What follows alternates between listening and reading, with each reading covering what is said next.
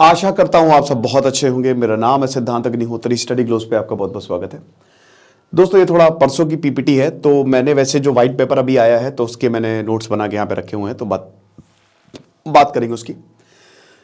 Actually में यहाँ पे एक व्हाइट पेपर है वर्सेस ब्लैक पेपर है। व्हाइट पेपर क्या होता है? सफेद कागज, मतलब कुछ भी जानकारी आपको मिल जाएगी, आपको अवेयरनेस, मतलब यू विल बी अवेयर कि क्या हो रहा है। एग्जाम्पल के तौर पे जैसे ब्लैक मनी है, तो अब ब्लैक मनी पे अगर सरकार व्हाइट पेपर जारी करती है, इसका मतलब सरकार ब्लैक मनी के बारे में आपको अवेयर कर रही है, आपको एक एक चीज बता रही है, आपको डेटा दे रही है और बिल्कुल ट्रांसपेरेंसी के साथ। ठीक है, अब इसको काउंटर करने के लिए आता है ब्लैक पेपर, ठीक है, जो इसके एकदम ऑपोजिट होता है। तो अब यहां पे बीजेपी, क्योंकि इलेक्शन आ रहे हैं, तो व्हाइट पेपर लेके आई। बहुत शानदार जबरदस्त स्ट्रैटेजी मुझे लगता है, और उतनी बढ़िया स्ट्रैटेजी है कांग्रेस की जो ब्लैक पेपर लेके आई है। तो व्हाइट वर्सेस ब्लैक चल रहा है यहां पे, बट ये क्या है हम बेसिकली आपको बहुत अच्छे से बताएंगे कि आखिरकार सफेद कागज में ऐसा क्या है। निर्मला सीतारमण, जो कि हमारी फाइनेंस मिनिस्टर है, जिन्होंने इस बार बजट दिया, मिडिल क्लास के लिए खासा कुछ था नहीं, टैक्स स्लैब तो बदलने चाहिए थे, बट ठीक है, जैसा है सही है, ठीक ठाक बजट था, ना बहुत अच्छा ना बहुत खराब। बट चलिए, बजट के ऊपर ऑलरेडी लेक्चर आया है तो उस पर हम ज्यादा डिस्कस नहीं करते हैं।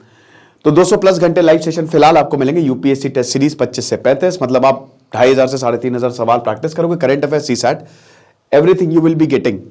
क्या है ये है हमारा प्रीलिम्स क्रैकर, जो कि सिर्फ और सिर्फ 770 रुपए का है, ओनली 770।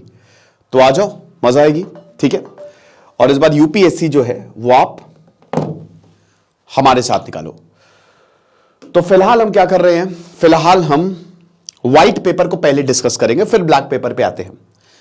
तो ये आप देख सकते हैं, ये बेसिकली नॉमिनल जीडीपी ग्रोथ है और रियल जीडीपी ग्रोथ और फिस्कल डेफिसिट है।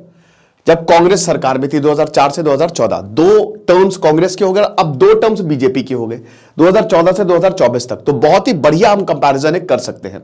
ठीक है, तो पहले तो व्हाइट पेपर जो 58 पेज का पेपर है, बेसिकली उसमें 4 पॉइंट्स हैं। पहला वही है कि किस तरीके से नरेंद्र मोदी जी का कमिटमेंट था कि हम ज्यादा रियलिस्टिक बनाएंगे, अपॉर्चुनिस्टिक बनाएंगे, वो सारी चीजें बताई गई हैं। फिर उसके बाद जो जो सरकार ने किया, दूसरे तीसरे पॉइंट में सरकार ने जो जो किया, मतलब जितनी स्कीम्स लाई सरकार जो है वो कौन कौन से पैमाने पे आगे रही है वो बताया गया। और फिर बताया गया द मोस्ट इंपॉर्टेंट कि 10 सालों में कांग्रेस ने कितनी बड़ी गलतियां की थी और वो कहां पे पीछे रहे थे, यह बताया गया है। तो ये व्हाइट पेपर, अब जाहिर सी बात है वो बीजेपी लेके आई तो उसमें बीजेपी की ज्यादा बातें होंगी, और कांग्रेस क्योंकि ब्लैक पेपर तो कांग्रेस की ज्यादा बातें होंगी। सिंपल सी बात है, हर कोई अपनी चीजें पुश करेगा। हमारे लिए मेन मुद्दा यह होता है कि हमको एग्जाम के लिए क्या इंपॉर्टेंट है, और दूसरा बड़ा मुद्दा यह है हमारे लिए कि डेवलपमेंट होना चाहिए भैया। भले कंपटीशन हो, बट डेवलपमेंट जितना ज्यादा हो, जितनी चीजें लोगों को मिले, वो बहुत ही बढ़िया है। ठीक है ना। तो 4 मेन ऑब्जेक्टिव है यहां पे। ठीक है, यहां पे जो व्हाइट पेपर डील करता है, और इसको बेसिकली 3 पार्ट में जो है वो बांटा गया है। अब इसमें बेसिकली वही है कि यूपीए वर्सेस बीजेपी एक कंपैरिजन किया गया है। तो अब हम कुछ पॉइंट्स पे आते हैं। ओके, पार्ट 1 जो है वो मैक्रो इकोनॉमिक सिचुएशन डिस्कस करता है कि जो बड़ी सिचुएशन, बड़ा पैमाना, ठीक है, पूरे देश में क्या हो रहा है। ठीक है, पार्ट 2 जो है कि अभी जो स्कीम्स चल रही है उसका करंट स्टेटस आपको बताता है, और पार्ट 3 जो है कि किस तरीके से बीजेपी ने इकोनॉमी को टर्न अराउंड दिया। ठीक है ना, कि जब से बीजेपी आई तब से क्या हुआ है। ओके, तो मोस्ट इंपॉर्टेंट क्लेम्स हम देख लेते हैं फटाफट। सबसे पहले तो जो यूपीए गवर्नमेंट, यानी कि जब भी मैं यूपीए बोलूंगा आपको पता है यूनाइटेड प्रोग्रेसिव अलायंस, कांग्रेस और एनडीए बीजेपी वाली, तो जब भी मैं यूपीए बोलूंगा तो कांग्रेस हो गया। तो जो यूपीए है उसने हेल्दी इकोनॉमी जो है वो इनहेरिट किया था और 10 साल में इसको नॉन परफॉर्मिंग बना दिया। अब आपको पता है कि यूपीए से पहले अटल बिहारी वाजपेयी थे, बीजेपी ने उनको, मतलब कहने का मतलब है कि बढ़िया इकोनॉमी करके दी थी, लेकिन उन्होंने 10 साल में इसको बेकार बना दिया। साथ ही साथ इकोनॉमिक रिफॉर्म्स को इन्होंने अबैंडन किया। ये सेकेंड पॉइंट है। तो यूपीए का कंपैरिजन है। उसके बाद हाई इकोनॉमिक ग्रोथ, मतलब जैसे जो 2008 के बाद 2008 में जो सब प्राइम क्राइसिस आया था, अमेरिकन रिसेशन, अगर अमेरिकन रिसेशन नहीं आया होता तो भारत इस समय 14-15% से ग्रो कर रहा होता, लेकिन फिर भी मनमोहन सिंह की दाद देनी पड़ेगी, उन्होंने बचाया भारत को, इकोनॉमिक क्राइसिस से बचाया। ठीक है ना। तो यहां पे ये बहुत जो हाई इकोनॉमिक ग्रोथ है, आपका फाइनेंशियल क्राइसिस 2008 में आई थी, उसके बाद जो है वो मेंटेन नहीं कर पाया, ठीक है ना। इन्फ्लेशन को उसने दरकिनार किया। फिस्कल डेफिसिट जो है वो ज्यादा बढ़ा क्योंकि मनी को बोरो किया। एक्सपेंसेस ज्यादा बढ़े, बैड लोन्स बैंक में, एनपीए की नॉन परफॉर्मिंग एसेट जो है वो ज्यादा बढ़े, ठीक है।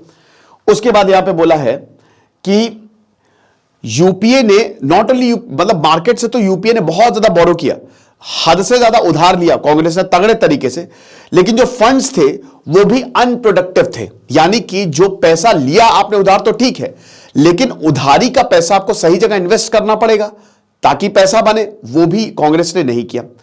कैपिटल एक्सपेंडिचर की बात करें तो ये बहुत ही ज्यादा था, ठीक है ना।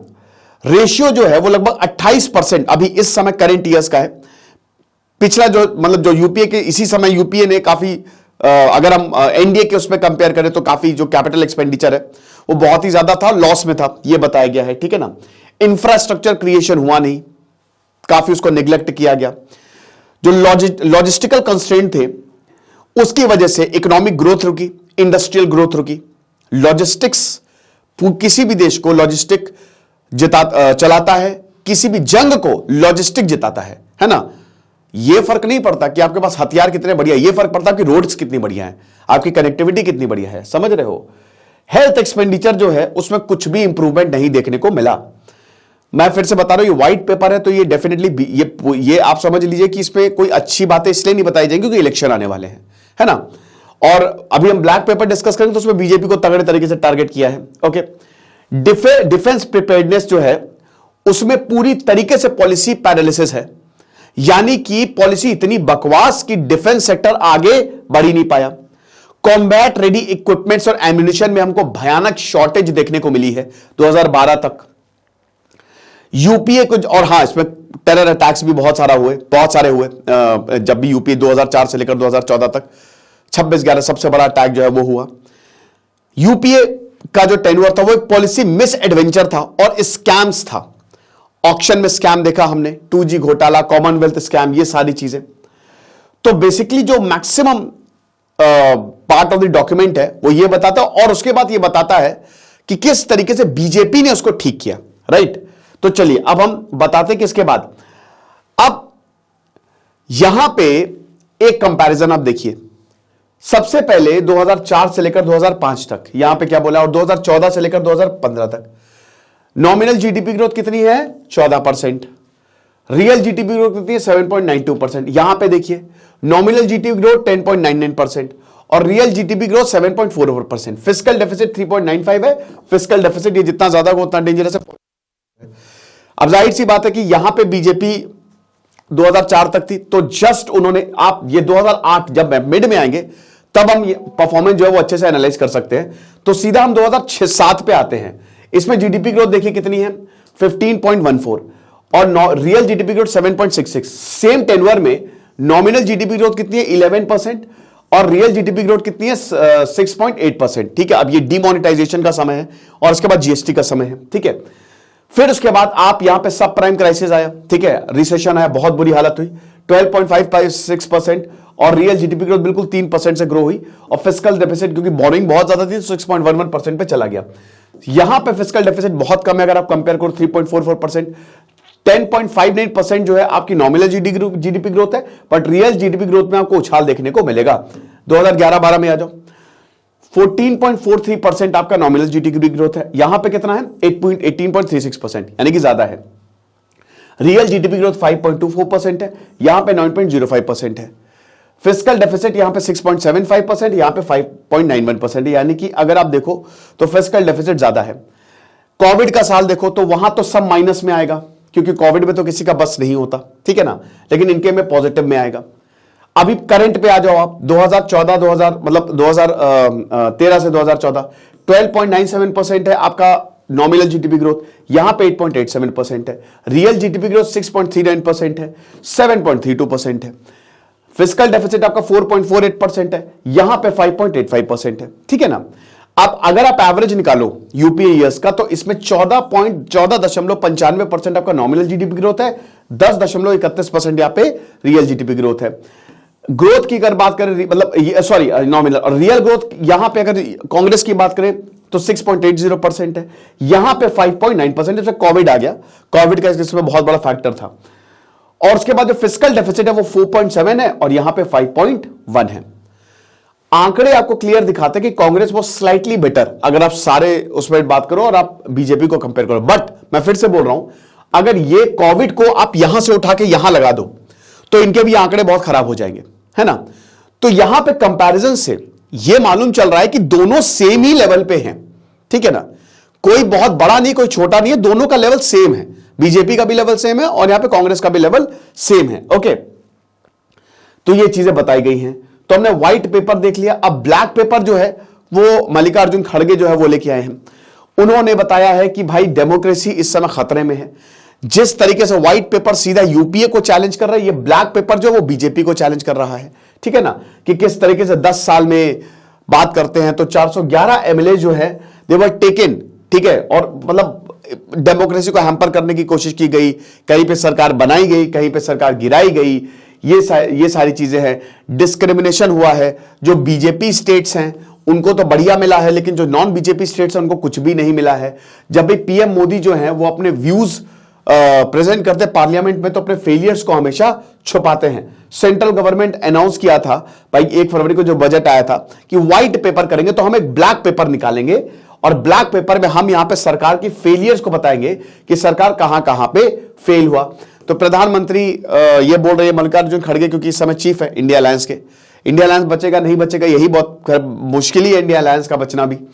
तो उन्होंने बोला कि यहां पे बताते हैं कि बहुत ही बढ़िया हुआ है, पीएम मोदी अपनी जो प्रोग्रेस जो भी हुआ, जो भी मतलब बीजेपी ने किया उसको बहुत ज्यादा लाउड करते हैं, ठीक है, कि हाँ सब कुछ अच्छा है, बट एक्चुअल में अगर आप देखो तो कुछ भी नहीं हुआ है, हम इनफैक्ट पीछे गए हैं। ये मल्लिकार्जुन खड़गे का बयान है।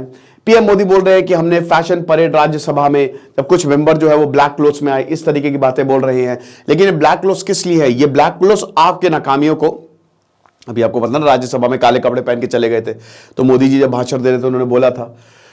तो जो 10 साल हुए हैं उन्होंने कंट्री की इकोनॉमी को खराब किया है, अनएम्प्लॉयमेंट बढ़ा है, बहुत ज्यादा बढ़ा है, कंट्री के एग्रीकल्चरल सेक्टर को यहां पे खराब किया गया है, जो क्राइम अगेंस्ट वुमेन एनसीआरबी का डेटा उठाइए वो बढ़े हैं, साथ ही साथ इनजस्टिस माइनॉरिटीज के खिलाफ जो है वो बढ़े हैं। मोदी सरकार जो प्राइस राइस है, जो इन्फ्लेशन है, पेट्रोल डीजल लगातार बढ़ते जा रहे हैं, डेली एसेंशियल प्राइसेस बढ़ते जा रहे हैं, उसमें कुछ भी नहीं बोलती है वो क्यों हो रहा है। डीमोनेटाइजेशन का एक ब्लेंडर है, ये तो सभी ने बोल दिया है 2016 में।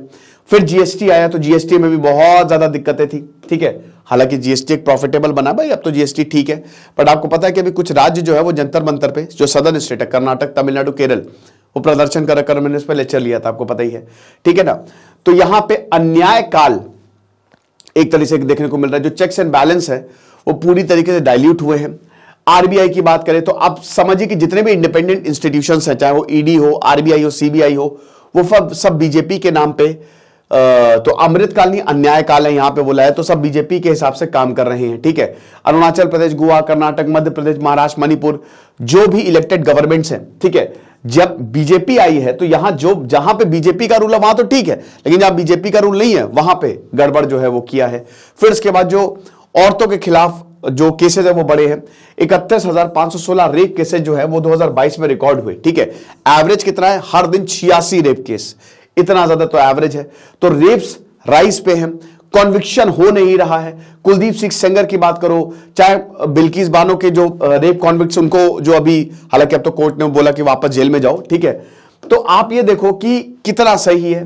फार्मर्स जो है वो डिस्ट्रेस है, अभी नोएडा में भी फार्मर्स की बड़ी रैली है, फार्म लॉस आपने निकाले, 700 फार्मर्स जो हैं दे वर डाइड इन ब्लैक लॉस की वजह से, जो आपने फार्म लॉस निकाले थे ना, कितने बड़े लेवल पे आंदोलन हुआ, सुसाइड हुए यहां पे, ठीक है। तो ये चीजें हैं।